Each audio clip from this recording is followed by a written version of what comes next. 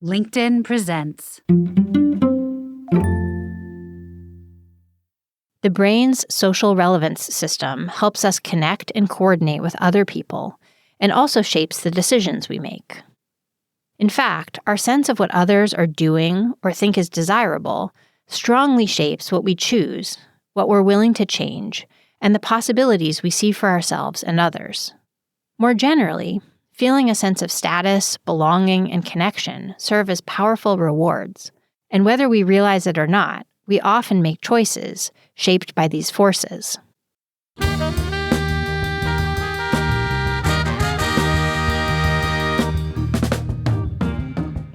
Good morning. I'm Michael Kovnat, and this is the Next Big Idea Daily, quick masterclasses from the best new books, written and read for you by the authors themselves. Today, let's talk about one of the most common and challenging features of daily life, decisions. You make dozens, probably hundreds of them each day. Should you go for a run or answer a few more emails? Should you call your parents or should you catch up with your social media?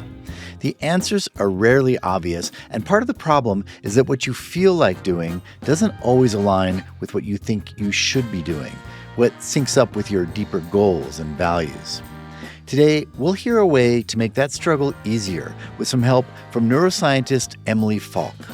Emily is a professor of communication, psychology, marketing, and OID, Operations, Information, and Decisions, at the University of Pennsylvania, where she's also the director of the Communication Neuroscience Lab. Emily's written a new book called What We Value, The Neuroscience of Choice and Change. Our curator, Adam Grant, calls it an illuminating journey inside the human brain. If you've ever wondered what happens in your head when you make decisions and change habits, Emily Falk offers a wealth of insight. She joins us to share a few of those insights right after this quick break.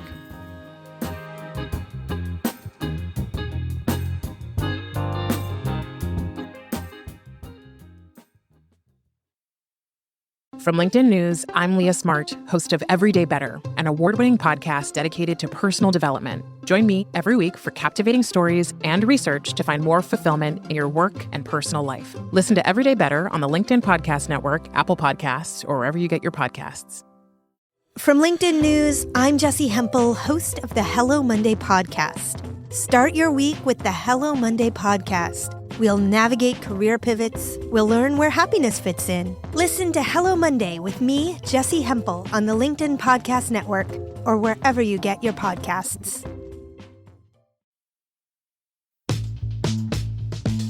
Hello, I'm Emily Falk.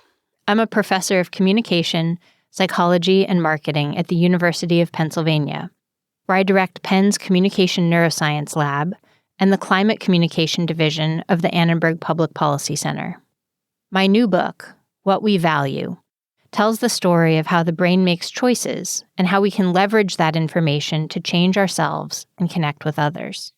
For myself, I knew that there were compelling reasons in the moment that even though I had a goal to exercise and improve my health, for example, I'd still often get sucked into work emails, prioritizing time for my students in my lab, to say nothing of the whisper in the back of my mind, reminding me to find space for quality time with my 99-year-old grandma Bev, since our time together is finite. What was happening in my brain that led to these choices? Why were these the choices I was making? And why did I keep making those choices, even though when I took time to pause, I'd see that this was not really who I wanted to be? Was there a way to do it differently? Or at least to understand what was going on in a different way? Research from my lab and others highlights that many of our choices come down to fundamental questions about how we see ourselves and how we connect with others. When we understand how our brains work, we can see that we have the capacity to consider a much broader range of choices than we think, that we never make a choice in isolation, and that with each decision, we are actively shaping both ourselves and the world we live in. This has changed the way that I make decisions, how I see my own and others' capacity to change, and how I interact with other people. Understanding how the brain makes decisions has also made me feel more compassion toward myself and others when we make decisions that we later regret. As an analogy, many of us can cook a basic meal, but when we understand the chemistry behind the cooking, it makes it easier to get creative, to swap out ingredients in recipes to make new creations, or to diagnose where things went wrong when a cooking project goes awry.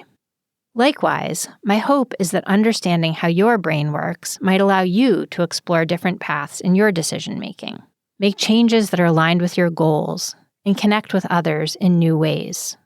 With this in mind, I want to share 5 big ideas that I've found useful and that I hope you will find useful as well. Our brains shape what we value, even when we don't realize it. Neuroscience research, first in monkeys and then in humans, has shown that daily decisions that define our lives, like whether I should go for a run, are handled by the brain's value system, a network of regions that compute everyday choices in a process known as the value calculation. This happens whether we're aware of it or not. Each choice we make is first shaped by what options our brain considers in the first place. When I imagined choosing between doing a run or extra work, other options, like heading to a karaoke bar with my coworkers, attending a line dance with friends, or going for a walk with my grandma Bev, rarely entered the calculation at all. In the next phase of decision-making, the value system assigns a subjective relative worth to each choice based on our past experiences, current context, and future goals. Going for a run is hard. It's the end of the day, and I'm already tired. My collaborator always seems so pleased when I get back to her right away. Sure, the run would be good for my health, but look how many unread emails there are. So I choose to finish up the emails. After we choose, the value system also keeps track of how things went, making us more likely to repeat choices that were more rewarding than we expected, and less likely to repeat choices that were less rewarding than we expected. After choosing the work, sure, my body felt kind of blah, but my students were making progress on interesting problems, and that felt good. Importantly, the value our brains assign to different choice options is dynamic and can shift depending on context, like what mood we're in, what other people around us are saying or doing, and which parts of the choice we pay attention to. Understanding this can help us identify opportunities to change and ways to align our choices with our bigger picture goals and values. For me, I knew I needed to find a way to make moving around and spending time with people I loved more compelling to my brain in the moment. But what was in the way? Our brains shape and limit who we are. Our sense of who we are is an important factor in shaping our choices. Neuroscientists have identified brain regions that help construct our sense of me and not me. And when we make decisions, this self-relevance is deeply intertwined with the value system. Together, they guide us toward choices that are aligned with our perceptions of who we already are. It can be useful to have a coherent sense of who we are, but it also limits us. We tend to favor choices that reinforce our existing identity, sometimes at the cost of new opportunities and experiences. When I kept choosing work, my identity as a hardworking researcher who always hit deadlines and who invested in mentoring students weighed heavily in my value calculations. I didn't think of myself as a real athlete, and in the process, I deprived myself of chances to improve as a runner, a dancer, or any number of other options. A mountain of research data shows that I'm not alone in this. Most of us cling to the ideas and behaviors we think of as ours, a phenomenon called the endowment effect. Sometimes this helps us affirm our core values and reinforce choices that are compatible with longer-term goals. But it can also leave us with a bounded notion of self, meaning that it limits the way we see ourselves. When confronted with evidence that our past behaviors weren't optimal, or that others want us to do things differently, it can make us defensive, leading us to double down on our past choices, which can make change harder. When my grandma told me that she wished we could spend more time together, I barely got it together to let her finish her sentence before defensively explaining that of course we spent time together. She'd come to my house and hang out with my kids while I cooked dinner, and often we'd even steal a few minutes to walk around the block together. But no, she patiently explained, that was not what she was after. It wasn't until later, when I was able to take a step back and think about what really matters to me, that I was able to see that what she was asking for was something that I wanted too. We don't decide alone. Neuroscientists have identified brain regions that help us understand what other people think and feel. The brain's social relevance system helps us connect and coordinate with other people and also shapes the decisions we make. In fact, our sense of what others are doing or think is desirable strongly shapes what we choose, what we're willing to change, and the possibilities we see for ourselves and others. More generally, feeling a sense of status, belonging, and connection serve as powerful rewards, and whether we realize it or not, we often make choices shaped by these forces. When I imagined what other researchers were doing, I imagined them hard at work making progress, not going for runs or walks with their grandmas. It was important to me to be seen as a serious scientist. When I imagined my collaborators' appreciation of my speedy email replies and my students' gratitude for timely feedback, the decision to keep working made even more sense. But although the social relevance system can help us understand others, it can also mislead us. I was imagining what others would think and feel if I left work, and my social relevance system was very convincing, even though in reality, I don't actually know. I had never fact-checked those assumptions. The same can be said when our social relevance system paints such a vivid picture that we feel certain we know why a coworker didn't invite us to lunch or why our spouse is frustrated. By keeping us aligned with others, the social relevance system can do useful things like keep us current on trends, or can do harmful things like deluding us into agreeing with popular but patently false social media posts. It also shapes what we think is acceptable and desirable when it comes to whether we should spend a beautiful fall afternoon at the office or on a jog. We can work with our brains to create change. Many of us have been taught that hard work and pain are necessary for achievement. But neuroscience research highlights how small shifts in how we frame our decisions can change our value calculations.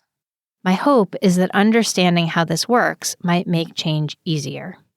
Our value system serves as the bridge between where we are now and where we want to be. And the self and social relevance systems shape what we value. If we want to change ourselves, the people we care about, or even society, we need to harness these systems and leverage key ingredients for change, such as shifting our focus, letting go of defensiveness, and expanding where the inputs to our value calculations come from in the first place. Based on what we know about the brain's value system, we can shift our focus to different aspects of a situation to align our emotions with our objectives.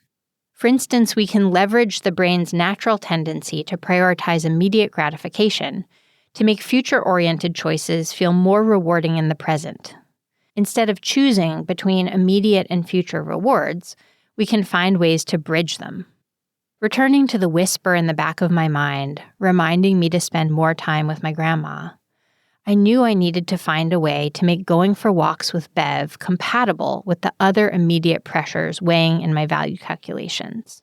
Then one day, walking home from work, a podcast episode I was listening to created a small bridge in my thinking about my afternoons. The episode of How to Save a Planet highlighted the joy of biking. What if instead of driving to Bev's, arriving stressed from traffic and struggling to find parking, I biked? What if I had some time to myself outside and got some exercise en route? All of a sudden, the immediate reward of checking something off my work to-do list was offset by the opportunity to enjoy a bike ride, like the laughing people on the podcast, in addition to the reward of spending time with my grandma. Hearing these regular people teetering around on bikes also made me think I could be that kind of person. There was still the issue of not wanting my grandma to be right when she pointed out that we weren't spending very much quality time together. Should I admit I was wrong? Using what we know about the self-relevance system, to combat defensiveness, we can focus on self-transcendent values, which focus on the things that matter most to us. Zooming out like this to focus on our core values, or the well-being of others in the world, allows us to see that being wrong about something doesn't have to mean we're a bad person, or that everything about us has to change. We can hold on to a core sense of self while opening ourselves to changing what's not working, and letting go of preconceived notions of who we are.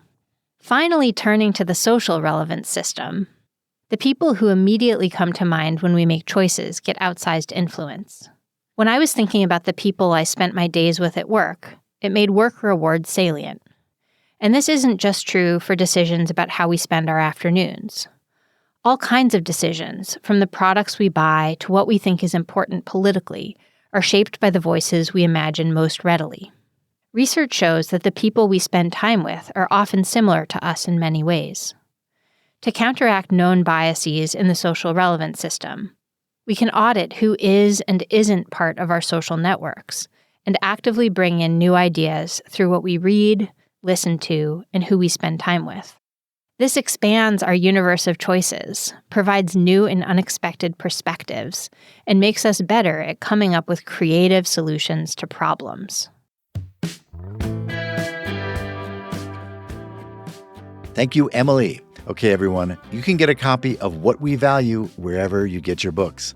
That's our show for today. If you got something out of it, please leave us a 5-star rating and a glowing review in your podcast player. We really appreciate it. And head on over to the App Store to download the Next Big Idea app. It'll give you access to thousands of big ideas right in your pocket. I'm Michael Kovnat. Hope to see you tomorrow.